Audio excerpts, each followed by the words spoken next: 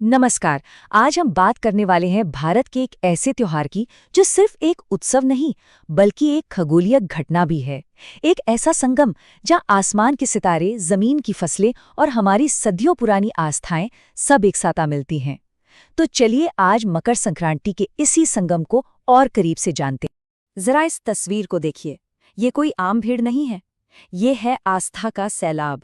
ये जगह है पश्चिम बंगाल का गंगा सागर, जहां पवित्र गंगा नदी समुद्र में मिल जाती है और हर साल मकर संक्रांति के दिन लाखों लाख लोग यहां पहुंचते हैं सिर्फ एक पवित्र डुबकी लगाने के लिए। 51 लाख, जी हाँ, ये कोई छोटा मोटा आंकड़ा नहीं है। साल 2023 में इतने लोग गंगा सागर मेले में शामिल हुए थे। अगर इसे ठीक से समझें तो कुंभ मेले के बाद ये भारत में जुटने वाली दूसरी सबसे बड़ी भीड़ है। जरा सोचिए। तो सवाल ये उठता है कि आखिर वो क्या चीज है, वो कौन सी आस्था है जो इतने सारे लोगों को यहाँ खींच लाती है। इसी सवाल का जवाब हमें मकर संक्रांति के असली मतलब तक ले जाएगा। और इस सवाल का जवाब हमें जमीन पर नहीं बल्कि ऊपर आसमान में मिलता है। जी, ये सब कुछ सूर्य के इर्द गिर्द घूमता है जो इस त्योहार के बिल्कुल केंद्र में है। तो मकर संक्रांति में ये जो शब्द है संक्रांति, इसका मतलब क्या है? चलिए इसे तोड़कर समझते हैं। सन का मतलब होता है शुभ और क्रांति का मतलब है गति या बदलाव। तो संक्रांति का सीधा सा मतलब हुआ सूर्य का एक राशि से दूसरी राशि में एक शुभ प्रवेश। और वैसे तो ये हर महीने होता है। देखिए, सूर्य की जो सालाना यात्रा है ना, उसके दो बड़े अहम पड़ाव हैं। पहला है दक्षिणायन, जब सूरज दक्षिण की ओर जाता है और हमारी रातें लंबी होने लगती हैं। इसे देवताओं की रात भी कहते हैं। लेकिन फिर आता है उत्तरायण, जब सूरज वापस उत्तर की ओर लौटना शुरू करता है। दिन लंबे होने लगते हैं, गर्मी लौटने लगती है और बस इसी बदलाव का जश्न मनाया जाता है। और मकर संक्रांति ही वो खास दिन है जो उत्तरायण की शुरुआत का प्रतीक है। इसी दिन सूर्य मकर राशि यानी कैप्रिकॉर्न में प्रवेश करता है। ये हमारे कॉस्मिक कैलेंडर में एक बहुत बड़ा टर्निंग पॉइंट है जो अंधेरे पर रोशनी की जीत का इशारा देता है। लेकिन रुकिए, मकर संक्रांति सिर्फ एस्ट्रोनॉमी का खेल नहीं है। इसके पीछे कुछ बहुत ही दमदार पौराणिक कथाएं भी हैं जो इसे गहरा आध्यात्मिक मतलब देती हैं। सबसे मशहूर कहानी है राजा सगर के 60,000 बेटों की। कहते हैं कि कपिल मुनि के श्राप से वो सब भस्म हो गए थे।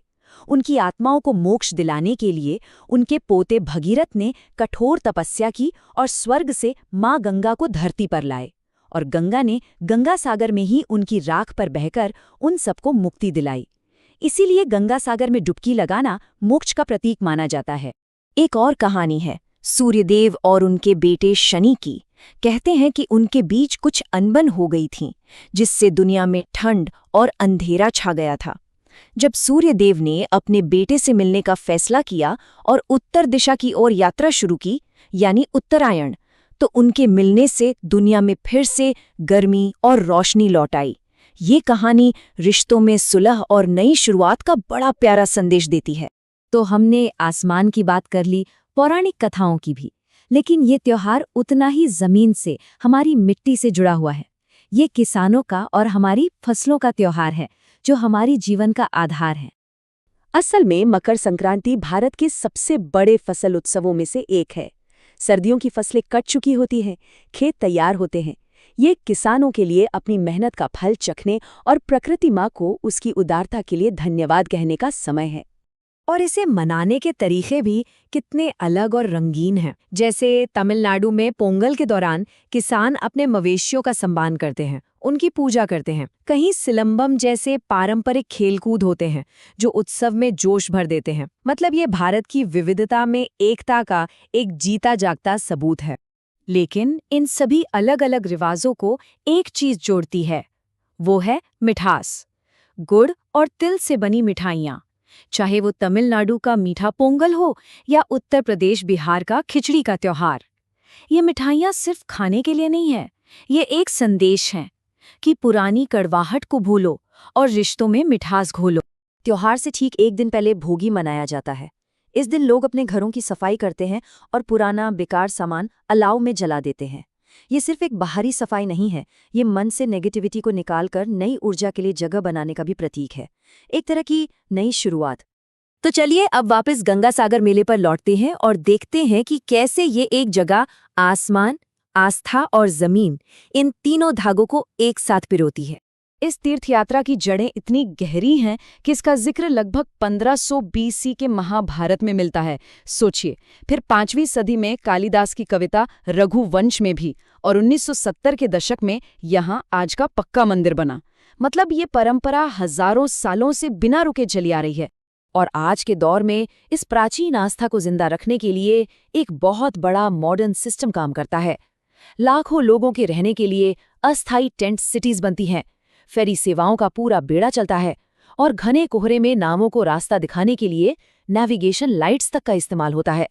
ये वाकई प्राचीन आस्था और आधुनिक व्यवस्था का एक कमाल का संगम है। और ये सब कुछ सिमट जाता है एक बहुत ही शक्तिशाली आशीर्वाद में, अन्नदाता सुखी भव, जिसका मतलब है अन्न देने वाला हमेशा सुखी रहे।